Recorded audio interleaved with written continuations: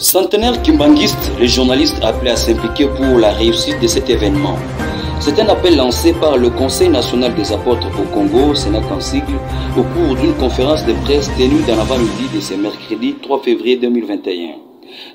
Dans ce mot, l'apôtre Patrick Wanzambi a d'abord précisé que l'église kimbanguiste est un patrimoine culturel national au-delà de sa doctrine et mérite beaucoup de soutien des fils et filles du pays et même des autorités pour son accompagnement. Je dis aux journalistes que Kimbangu n'était pas kimbanguiste.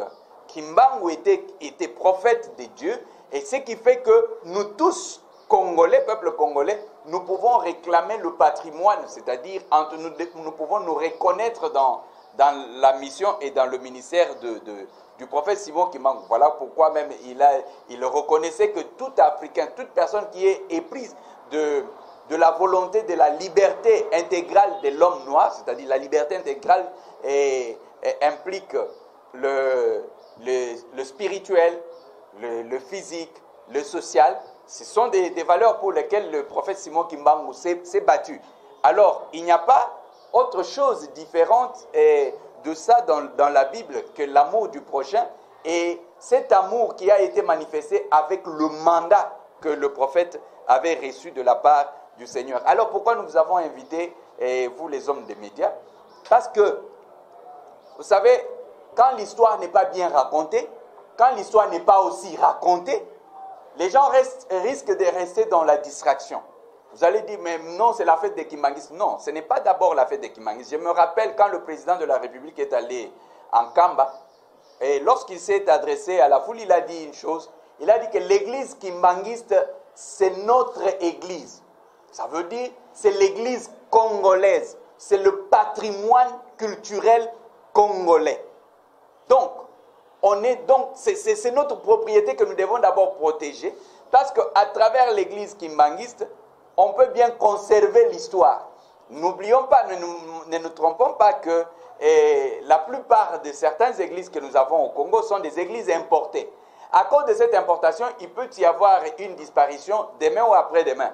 Et ça fera qu'on puisse perdre l'histoire. Donc l'église kimbanguiste aujourd'hui peut constituer ce que nous pouvons assimiler sur le plan du pays, nous pouvons au travail des chefs coutumiers.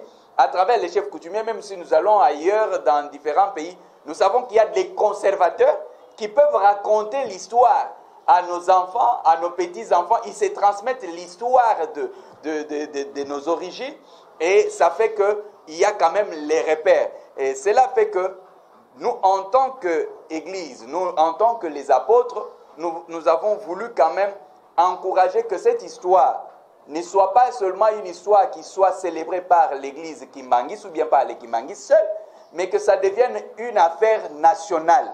Une affaire nationale, une affaire qui implique le gouvernement, c'est-à-dire quels sont les moyens dont on a besoin pour la réussite de cette cérémonie, quelles sont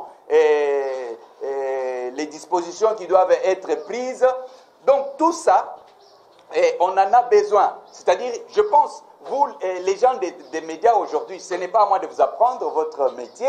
Si vous faites des recherches, vous savez bien ce qui s'est passé avec le prophète Simon Kimbangu.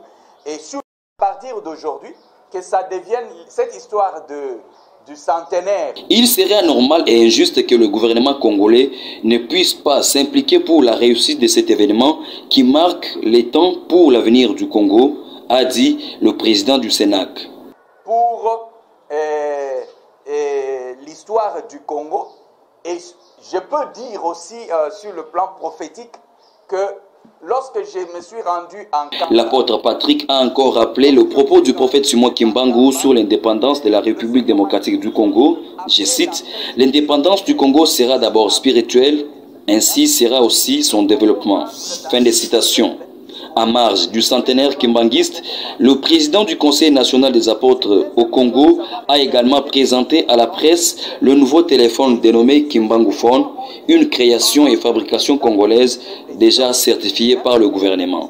Ainsi donc, la presse a été appelée à contribuer efficacement à la communication et la médiatisation de l'événement du siècle kimbanguiste. C'est important Donc, il doit lui-même déjà marcher ensemble avec cette philosophie.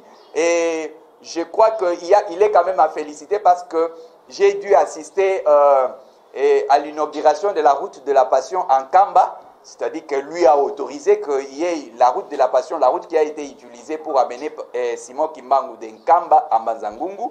Et encore, c'est une très bonne chose qu'il ait pris la décision de patronner l'événement du centenaire. Mais ce qui y est important, c'est amener une bonne information au peuple congolais et aussi à l'Église, parce que nous sommes majoritaires, et nous sommes à 80% chrétiens. Alors quand je parle des chrétiens, je mélange tout le monde, mais parfois, à cause d'une mauvaise information, on peut se dire, non, ben voilà, ça c'est pour les Kimbanguistes. Non, l'affaire de centenaire de Papa...